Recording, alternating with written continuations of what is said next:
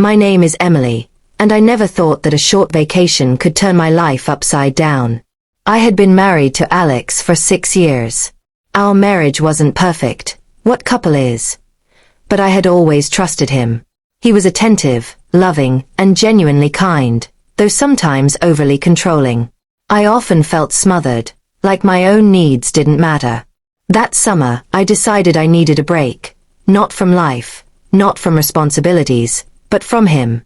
I had been planning a solo trip for months, a peaceful retreat to a coastal town I had visited once in college. Just a week away, I told myself to breathe, to think, to feel like myself again. But I knew that if I wanted true peace, I couldn't have him calling or messaging constantly. So, in a moment of impulsive resolve, I blocked him on my phone and social media. I left a short note explaining that I needed space, hoping he would understand. At first, it was bliss. The sun on the beach, the smell of the salty air, the quiet mornings spent walking along the shore, it was everything I needed.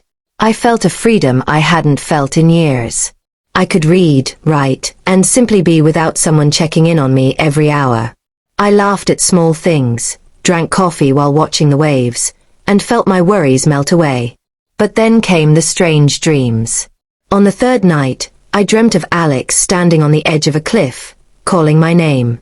I ran toward him, but the ground crumbled beneath me.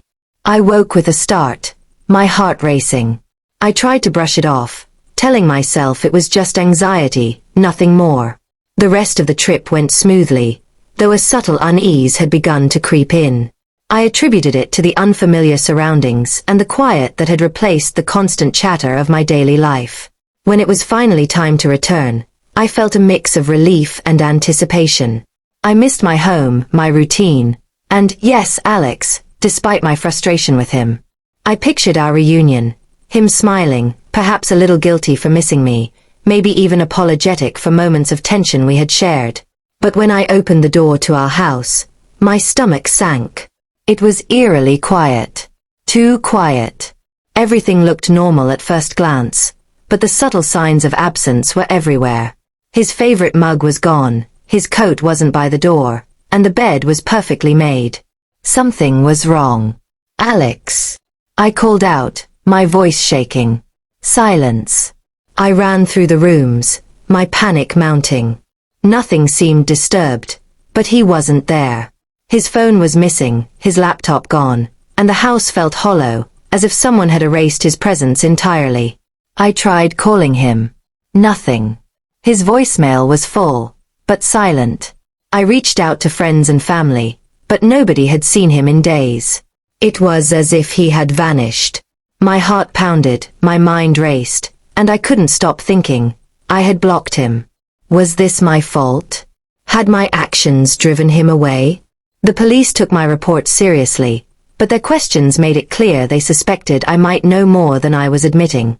Had there been arguments recently? Did he mention any threats or problems at work? They asked. I told them the truth. No, nothing significant. But doubt began to gnaw at me. Had my decision to block him triggered something I couldn't understand? A week passed, and the silence became unbearable. I started receiving strange letters, no return address, each more unsettling than the last. They described my routine, my trips to the grocery store, even details about my thoughts and fears. I didn't know whether to panic or try to decipher their meaning. Then, one evening, my phone rang. It was an unknown number. I hesitated but answered. Emily, a calm but firm voice said. Don't be afraid. He's safe. But you need to meet me alone. Midnight. The pier. Who is this? Where is Alex? I demanded, my voice trembling. You'll see soon. Come alone. Don't involve the police. I knew it was risky, but part of me, an aching part that still loved him, couldn't ignore the call. I drove to the pier, heart hammering, hands gripping the wheel. The moon reflected off the water, casting silver shadows over the empty docks. A small boat bobbed gently, and then I saw him. Alex. He stepped onto the pier, disheveled, tired, and yet unmistakably him. Emily, he whispered, and I ran into his arms. Relief washed over me. But he held me at arm's length. "We need to talk," he said. He explained everything. During my vacation, Alex had been contacted by someone from his past, an old acquaintance with dangerous financial connections. He had been threatened and decided to disappear temporarily to protect both of us. He had rented a small cabin far from town, off the grid, and stayed hidden until the danger passed. The letters. A friend helping him had tried to communicate, but the messages had been misinterpreted, adding fear and confusion. I felt a rush of guilt. My attempt at independence, my desire for a peaceful vacation, had made him fear for his life, and I hadn't even known it. Blocking him had seemed harmless, a temporary boundary, but in reality, it had only deepened the uncertainty. In the days that followed, we talked for hours. Alex told me about the fear he had felt, the isolation, and the decisions he had to make alone.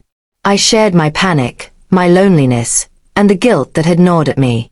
We realized that love is not just about closeness or freedom. It's about trust, communication, and understanding. Even temporary choices can have consequences far beyond what we imagine.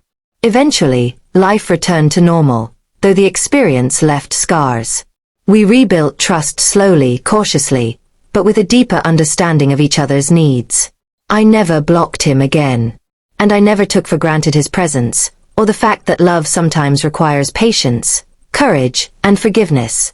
Not the kind that erases mistakes, but the kind that strengthens bonds. Looking back, that week-long vacation taught me a lesson I will never forget. Even small actions can have massive consequences, and the ones we love most are often the ones we must protect, even when we feel suffocated.